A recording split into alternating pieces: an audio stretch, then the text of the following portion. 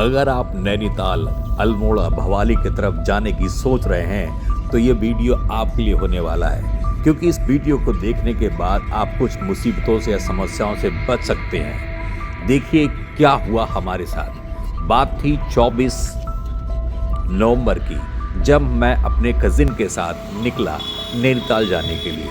हमको इच्छा से अपने दोस्त को लेना था और इसके लिए हम यहाँ पर रुके थे। और यहाँ आप देख सकते हैं कि कितने खुश थे हमारे कज़िन जब हमने उनसे पूछा। तो देखिए। भाई साहब कहाँ जा रहे हैं आप? उत्तराखंड जा रहा हूँ। किस लिए जा रहे हैं? घूमने, एंजॉय करने से। ओके। और उसके साथ हम यहाँ से चल दिए हैं। लाल कुआं होते हुए, हल्द्वानी होते हुए हम सीधे चले जा रहे थे। हमें ये नहीं पता था कि आगे क्या होने वाला था, और हम सीधे चले जा रहे थे। और बहुत ही जल्दी हमारे सामने एक ऐसी समस्या आने वाली थी जिसने हमारी सारे टूर की खुशी को काफूर कर दिया।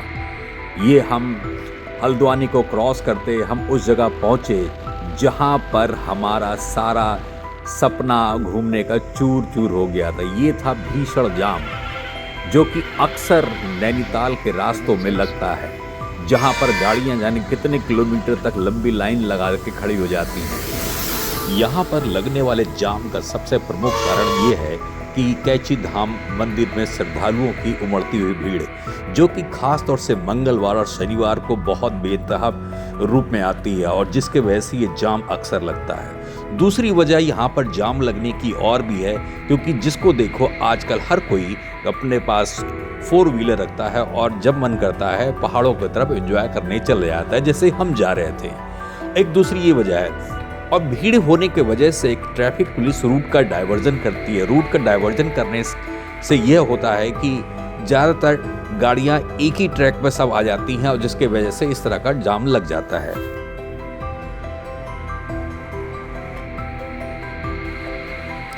हमारी तो यही सलाह है कि जब भी आप कभी घर से निकले इन रास्तों पर, तो पहले से ही रूट मैप की स्टडी कर लें, गूगल मैप को अच्छी तरह से देख लें, समझ लें, या किसी जानकार से पता कर लें कि रास्तों के जाम के बारे में। अगर संभव हो कोई दूसरे रास्ते से, तो दूसरे रास्ते से निकल कर पहुँचे। ये एक समस्या खास तौर से जो बरेली से जाने वाले रास्ते हैं उस पर ज़्यादा होती है।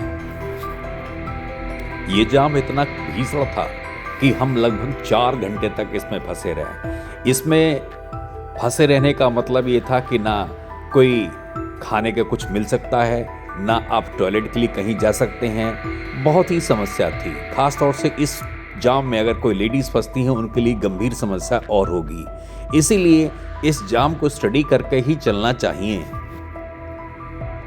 जाम की स्थिति और खराब तब हो जाती है जब कुछ नौसिखिए ड्राइवर गलत दिशा में अपनी गाड़ी घुमा ले आते हैं, और जाम और भीषण हो जाता है।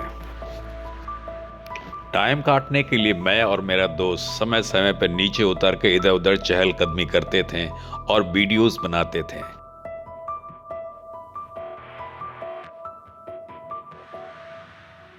घंटों के जाम के बाद आखिरकार हम उस पॉइंट पे पहुंचे जहां पर पुलिस वाले जाम को खुलवा रहे थे और रूट को डाइवर्ट कर रहे थे।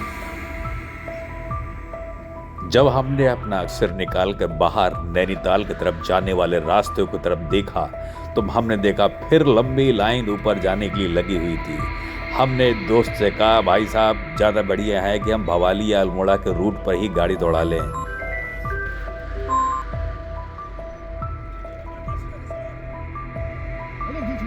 और इसके बाद हमने अपना टारगेट अल्मोड़ा के लिए रखा।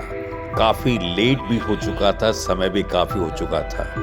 अब हमारी गाड़ी अल्मोड़ा की तरफ दौड़ने लगी, लेकिन समय समय पे बीच बीच में हमें जाम मिलते जा रहे थे। गाड़ी की वो स्पीड नहीं पकड़ पा रही थी जो स्पीड होनी चाहिए थी।